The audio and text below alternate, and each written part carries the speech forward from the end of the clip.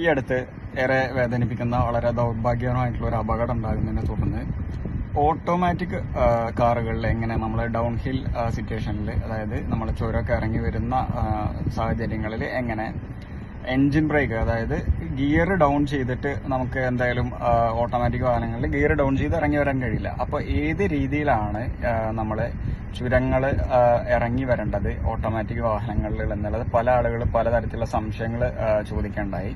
അപ്പോൾ അവർക്ക് വേണ്ടിയിട്ടുള്ള ഒരു അവയർനെസ് വീഡിയോ ആണിത്. ഒരു AMT ട്രാൻസ്മിഷൻ മാരുതിയിൽ യൂസ് ചെയ്യുന്നത് AGS എന്നുള്ള ടൈമാണ്. അങ്ങനെയുള്ള ഒരു വെഹിക്കിളാണ് നമ്മൾ യൂസ് ചെയ്യുന്നതെങ്കിൽ നമുക്ക് ഈ മോഡുകളാണ്, അതായത് റിവേഴ്സ് മോഡുകൾ, ന്യൂട്രൽ, പിന്നെ ഡ്രൈവ് മോഡ്.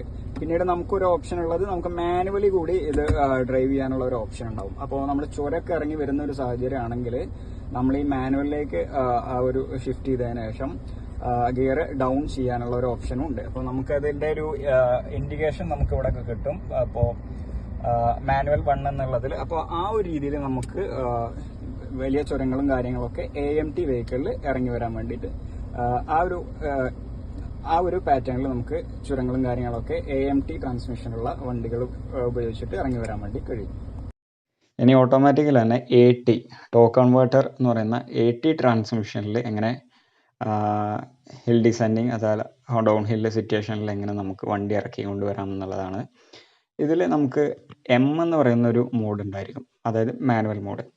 ഈ മാനുവൽ മോഡിലേക്ക് ഷിഫ്റ്റ് ചെയ്തതിനു ശേഷം പാഡിൽ ഷിഫ്റ്റേഴ്സ് എന്ന് പറയുന്ന നമ്മളെ സ്റ്റിയറിങ്ങിന് തൊട്ട് താഴെയായിട്ടുള്ള പാഡിൽ ഷിഫ്റ്റേഴ്സ് ഉണ്ട്. അപ്പോൾ അത് യൂസ് ചെയ്തുകൊണ്ട് മാനുവൽ ഇതിലേക്ക് നമ്മൾ ഷിഫ്റ്റ് ചെയ്തിട്ട് ഈ പാഡിൽ ഷിഫ്റ്റേഴ്സ് ഉപയോഗിച്ചുകൊണ്ട് നമ്മൾ നമ്മുടെ ഗിയർ ഡൗൺ ചെയ്യുക, മാനുവലി ഡൗൺ ചെയ്യാനുള്ള ഒരു ഓപ്ഷൻ ഉണ്ട്, അത് ഡൗൺ ചെയ്യാവുന്നതാണ്.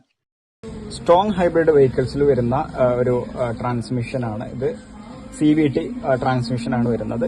ഇത്തരം ഒരു വാഹനത്തിലാണ് നമ്മൾ ചുരം ഇറങ്ങി വരുന്നതെങ്കിൽ നമുക്ക് ഇതിൽ B എന്ന് പറയുന്ന മോഡ്, അത് നമുക്ക് എൻജിൻ ബ്രേക്ക് ചെയ്ത് ഇത്തരം സാഹചര്യങ്ങളിൽ ഡൗൺ ഹിൽ സിറ്റുവേഷനുകളിൽ ഇറങ്ങി വരുന്നതിന് വേണ്ടിയിട്ടുള്ള ഒരു മോഡാണ് B. ഇപ്പോൾ സ്ട്രോങ് ഹൈബ്രിഡ് വെഹിക്കിളാണ് യൂസ് ചെയ്യുന്നതെങ്കിൽ ഈ ഒരു B മോഡിലേക്ക് വണ്ടി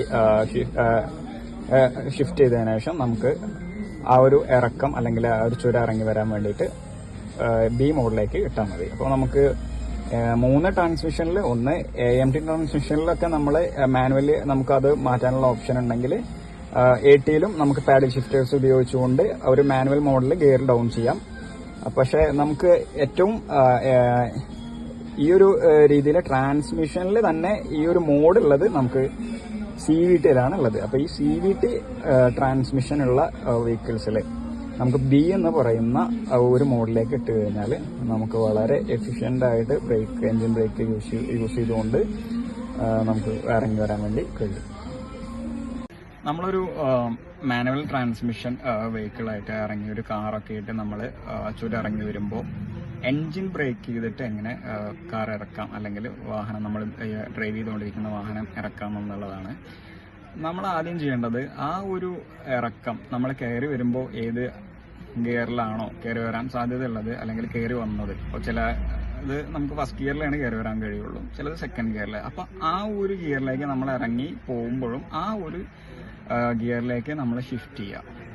ഷിഫ്റ്റ് ചെയ്യുമ്പോൾ എന്ന് വെച്ച് കഴിഞ്ഞാൽ നമ്മളിപ്പോൾ ഒരു 4th ഗിയറിലോ അല്ലെങ്കിൽ ഒരു 5th-ലോ 4th-ലൊക്കെ ആണെങ്കിൽ, സാധാരണ ഇതിൽ ഒരു 4th-ലൊക്കെയാണ് ആ സിറ്റുവേഷനിൽ നമ്മൾ ഡ്രൈവ് ചെയ്യാറുണ്ടാവുള്ളൂ, അല്ലെങ്കിൽ 3rd-ലൊക്കെ. അപ്പോൾ അതിൽ നിന്ന് 4th-ലാണെങ്കിൽ 3rd-ലേക്ക്, അങ്ങനെ 2nd-ലേക്ക്, അങ്ങനെ 1st-ലേക്കൊക്കെ നമ്മൾ ഗിയർ ഡൗൺ ചെയ്തതിനു ശേഷം പതുക്കെ ബ്രേക്കിൽ നിന്ന് നമ്മൾ പതുക്കെ കാലിൽ റിലീസ് ചെയ്ത് കഴിഞ്ഞാൽ നമുക്ക് ആ ഒരു എൻജിൻ ബ്രേക്കിങ് നമ്മൾ ഫീൽ ചെയ്യും.